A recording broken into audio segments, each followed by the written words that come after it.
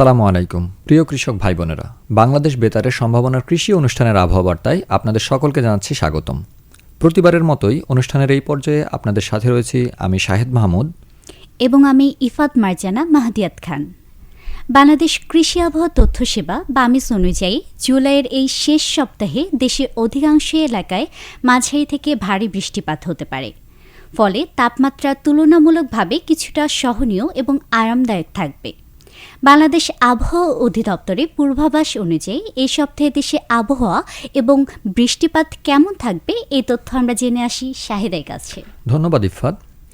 আবহাওয়া অধিদপ্তরের সর্বশেষ পূর্বাভাস অনুযায়ী এই সপ্তাহের মধ্যে দেশের কোথাও কোথাও ভারী থেকে অতি ভারী বর্ষণের সম্ভাবনা রয়েছে। বিশেষ করে রংপুর ও ময়মনসিংহ বিভাগে এ সপ্তাহে সবথেকে বেশি বৃষ্টিপাত হতে পারে। এছাড়া ঢাকা, বরিশাল, রাজশাহী, চট্টগ্রাম ও সিলেটেও মাঝারি থেকে ভালো মাপের বৃষ্টিপাতের সম্ভাবনা রয়েছে। তবে খুলনা বিভাগে বৃষ্টিপাত তুলনামূলকভাবে কিছুটা কম হতে পারে। এই বর্ষণমুখর আবহাওয়ায় দেশের প্রধান প্রধান ফসল চাষে কৃষক ভাইদের জন্য পরামর্শ আমরা ইফাতের কাছ থেকে শুনব। বর্তমানে আমন ধানের চারা রোপণের জন্য উপযুক্ত সময় 1 মাস বয়সের চারা মূল জমিতে প্রতিস্থাপনের প্রস্তুতি নিতে হবে এবং জমির পানি 5 থেকে 7 সেন্টিমিটার বজায় রাখতে হবে। তবে যদি অতিরিক্ত পানি জমে যায় সেক্ষেত্রে জমিতে পানি নিষ্কাশনের ব্যবস্থা করতে হবে। কিন্তু সম্পূর্ণ পানি বের করে না দিয়ে কিছুটা পরিমাণ পানি রাখা ভালো, যাতে করে চারা গাছ হেলে পড়া কিংবা পানিতে ভেসে যাওয়ার সমস্যা রোধ করা যায়।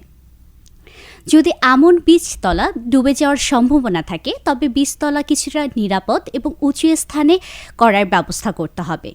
জলাবদ্ধতায় ঝুঁকিপূর্ণ এলাকার জন্য স্বল্পমেয়াদী জাত নির্বাচন করুন এবং জমি দীর্ঘদিন পানিতে ডুবে থাকার সম্ভাবনা থাকলে দাপক, ভাসমান বা ট্রে ভিত্তিক বীজতলা ব্যবহার করতে পারেন।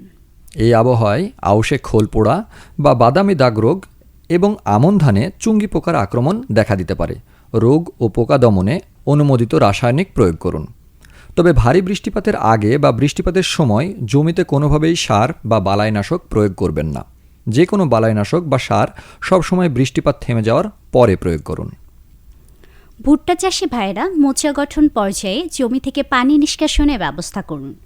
দমকা হাওয়া থেকে লতা জাতীয় সবজি, ছোট ফল গাছ, কলা গাছ হেলে যেতে না পড়ে সেক্ষেত্রে শক্ত খুঁটির ব্যবস্থা করুন। কলার সাকার ও আখের ক্ষেত্রেও বাড়তি যত্ন নিন। এছাড়া ভারী বৃষ্টিপাত হওয়ায় আগেই মাঠের পরিপক্ক শাকসবজি সংগ্রহ করে ফেলুন। এই আর্দ্র আবহাওয়ায় সবজিতে লাল কুমড়ো বিটল বা শোষক পোকার এবং পেঁপেতে মিলিবাগ হওয়ার সম্ভাবনা রয়েছে। তাই নিয়মিত মাঠ পর্যবেক্ষণ করুন এবং অনুমোদিত বালাইনাশক স্প্রে করুন। তবে মনে রাখবেন, বর্ষার এই মৌসুম কিন্তু আম, পেয়ারা এবং নারকেল জাতীয় ফল গাছ লাগানোর জন্য উপযুক্ত সময়। আপনারা চাইলে এখন গর্ত প্রস্তুত করে চারা রোপণ করতে পারেন।